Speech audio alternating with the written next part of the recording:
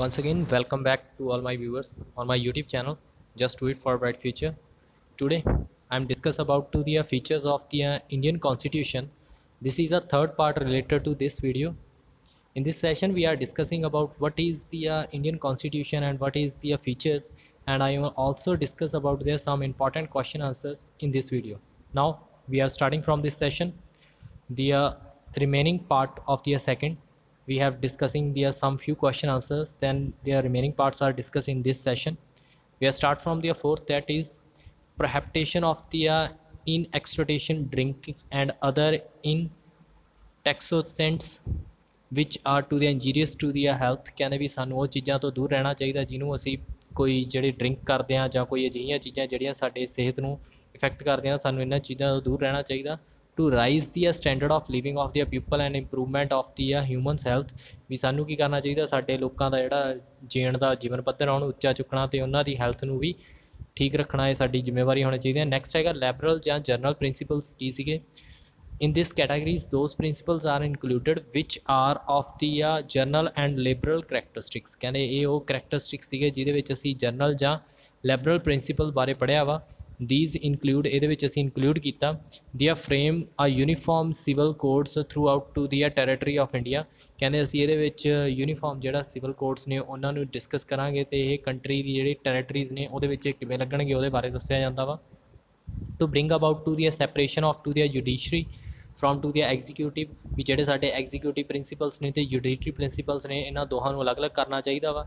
Next ਹੈਗਾ to organising the agriculture on ਆ modern and scientific lines. ਵੀ ਸਾਨੂੰ ਜਿਹੜੀ ਸਾਡੀ ਐਗਰੀਕਲਚਰ ਆ ਤੇ ਸਾਡੇ ਸਾਰੀਆਂ ਚੀਜ਼ਾਂ ਨੇ ਉਹ ਮਾਡਰਨ ਤੇ ਸਾਇੰਟੀਫਿਕ ਲਾਈਨਸ ਨੂੰ ਯੂਜ਼ ਕਰਕੇ ਐਗਰੀਕਲਚਰ ਕਰਨੀ ਚਾਹੀਦੀ ਆ। ਨੈਕਸਟ ਹੈਗਾ ਟੂ ਪ੍ਰਮੋਟਸ ਦੀ ਐਨੀਮਲਸ ਹਾਰਵੈਸਟਰੀ ਔਨ ਦੀ ਸਾਇੰਟੀਫਿਕ ਲਾਈਨਸ। ਵੀ ਸਾਨੂੰ ਸਾਇੰਟੀਫਿਕ ਲਾਈਨਸ ਨੂੰ ਯੂਜ਼ ਕਰਕੇ ਜਿਹੜੇ ਸਾਡੇ ਐਨੀਮਲ ਹਾਰਵੈਸਟਰੀ ਆ ਵੀ ਜਾਣੀ ਕਿ ਪਸ਼ੂ ਪਾਲਣ ਆ ਉਹਨੂੰ ਵੀ ਪ੍ਰਮੋਟ ਕਰਨਾ ਚਾਹੀਦਾ ਤਾਂ ਜੋ ਕਿ ਅਸੀਂ ਵਧੀਆ ਢੰਗ ਨਾਲ ਆਪਣੇ ਆਪ ਨੂੰ ਉੱਚਾ ਚੁੱਕ ਸਕੀਏ।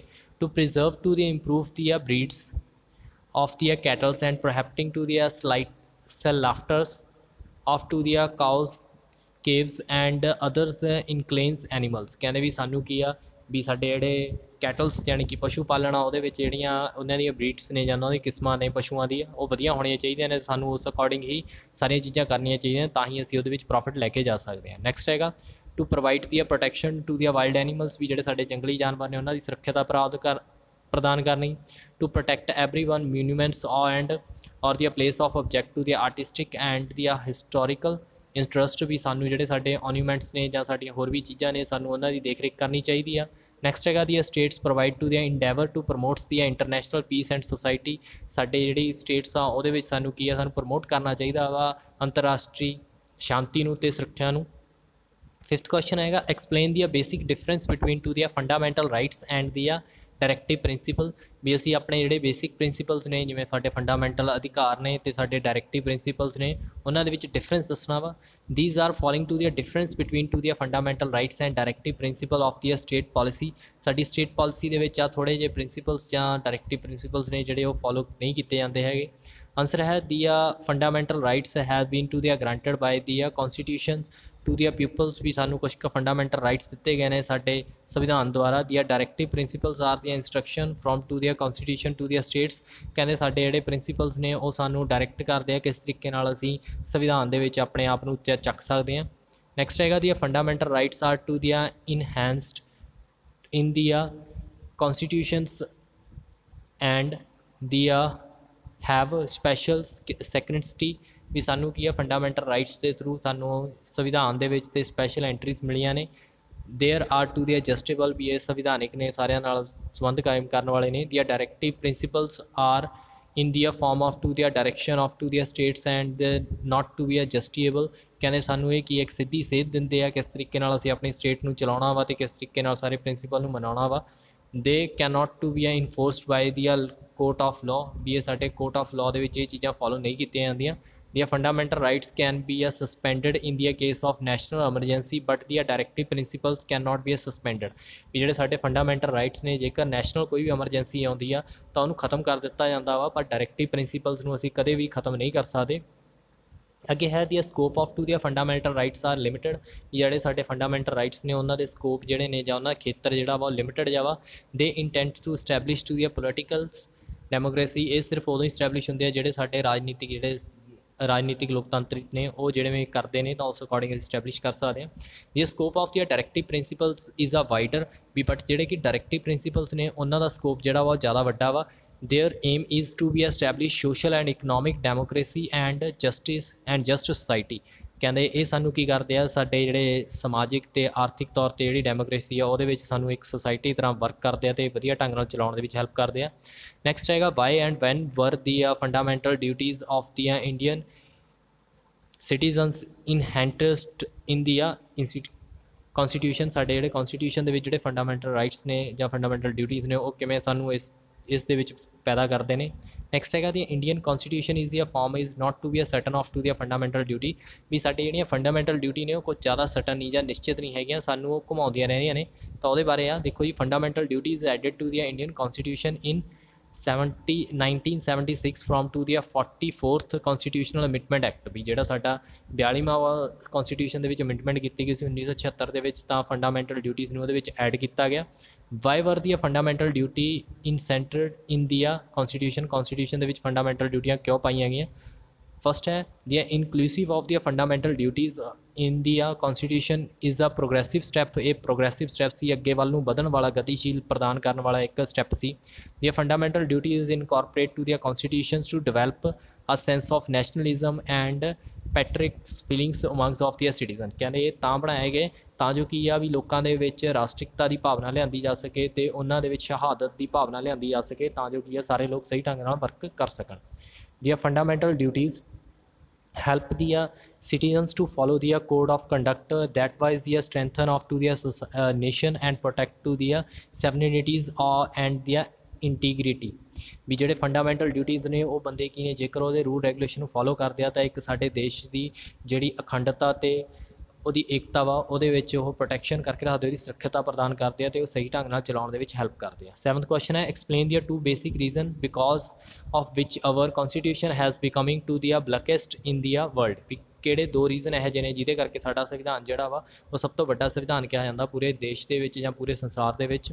ਦੀ Indian constitution is the longest and lengthiest and the most detail in constitution in the world. India ਦਾ ਜਿਹੜਾ ਕੌਨਸਟੀਟਿਊਸ਼ਨ ਆ ਉਹ ਸਭ ਤੋਂ ਲੰਬਾ ਅਤੇ ਸਭ ਤੋਂ ਜ਼ਿਆਦਾ ਡਿਟੇਲ ਦੇ ਵਿੱਚ ਦੱਸਣ ਵਾਲਾ ਕੌਨਸਟੀਟਿਊਸ਼ਨ ਆ। There have to the 395 articles and 12 schedules in an Indian constitution. ਜਿਹੜਾ ਇੰਡੀਅਨ ਕੌਨਸਟੀਟਿਊਸ਼ਨ ਆ ਉਹਦੇ ਵਿੱਚ 995 ਤੋਂ ਲੈ ਕੇ 12 ਸ਼ਡਿਊਲ ਬਣਾਏ ਗਏ ਨੇ ਅਤੇ ਉਹਦੇ ਵਿੱਚ ਆਰਟੀਕਲ ਵੀ ਪਾਏ ਗਏ ਨੇ। ਨੈਕਸਟ ਹੈਗਾ it is detailed description of to the composition of power and mutual relationship in the different organs of to their government। it is also explain their mutual relationship of to their state and citizen।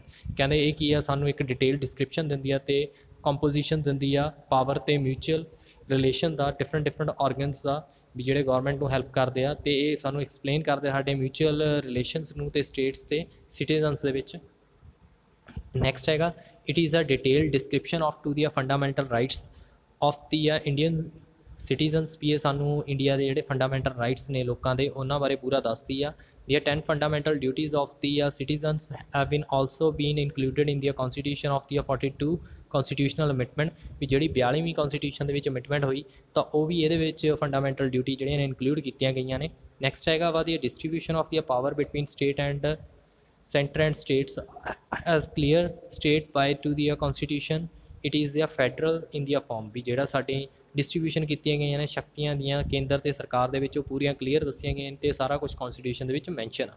Last question of this session is the right of the fundamental is actually to the crystal of the several rights comments। ਇਹਦੇ ਬਾਰੇ ਦੱਸਣਾ ਵਾ ਵੀ ਜਿਹੜਾ ਸਾਡੇ fundamental right ਆ, ਆਜ਼ਾਦੀ ਦਾ ਅਧਿਕਾਰ ਆ, ਉਹ ਐਕਚੁਅਲੀ ਸਾਡੇ ਲਈ ਬਹੁਤ ਜ਼ਿਆਦਾ ਇੰਪੋਰਟੈਂਟ ਆ ਦੂਸਰੇ ਰਾਈਟਸ ਦੇ ਨਾਲੋਂ ਕਿਵੇਂ ਆ ਦੱਸਣਾ ਵਾ। The right of the fundamental is giving to the article of to the 19 to 22 this rights of to the crystal of to the 6 freedoms of the amongst। ਵੀ ਇਹਦੇ ਵਿੱਚ 5 ਜਿਹੜੀਆਂ ਨੇ 19 ਤੋਂ ਲੈ ਕੇ 22 ਦੇ ਆਰਟੀਕਲ ਦੇ ਵਿੱਚ ਸਾਡੀਆਂ ਪੂਰੀਆਂ ਜਿਹੜੀਆਂ ਫੰਡਾਮੈਂਟਲ ਰਾਈਟਸ ਨੇ ਉਹ ਦਿੱਤੇ ਗਏ ਨੇ। ਉਹਦੇ ਵਿੱਚ ਰਾਈਟ ਟੂ ਫਰੀਡਮ ਵੀ ਦਿੱਤਾ ਗਿਆ ਵਾ। ਉਹਦੇ ਵਿੱਚ ਸਾਨੂੰ 6 ਆਜ਼ਾਦੀਆਂ ਦਿੱਤੀਆਂ ਗਈਆਂ ਨੇ।